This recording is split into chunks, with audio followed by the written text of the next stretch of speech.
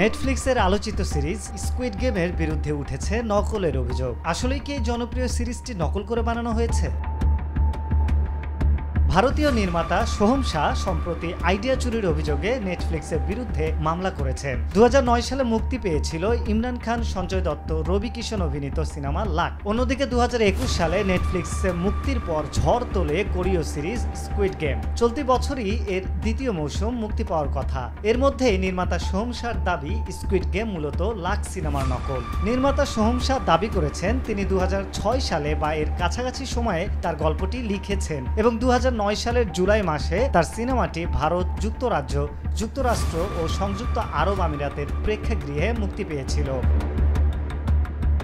তবে এক বিবৃতিতে নকলের অভিযোগ উড়িয়ে দিয়ে নেটফ্লিক্সের তরফ থেকে জানানো হয় এই দাবির কোনো ভিত্তি নেই। স্কুইড গেম ওয়াং ডং হিউক দ্বারা নির্মিত, তিনি এটি লিখেছেন। প্রসঙ্গত, ওয়াং ডং হিউক 2009 সালে স্কুইড গেমের গল্প লিখেছিলেন, যা তার আরও এক যুগ পর 2021 সালে মুক্তি পায়। প্রথম সিজন মুক্তির পরেই স্কুইড গেম বিশ্বজুড়ে ব্যাপক ঝড় তুলেছিল। নেটফ্লিক্সের সর্বকালের সেরা টিভি শো হিসেবে জায়গা করে নেয় এটি। মূলত জীবনযুদ্ধে পরাজিত, সমস্যাগ্রস্ত ও অর্থনৈতিকভাবে দারিদ্র কিছু মানুষের গল্প নিয়ে এই থ্রিলার সিরিজটি নির্মাণ করা হয়েছে। আরিফ হক, মাই টিভি।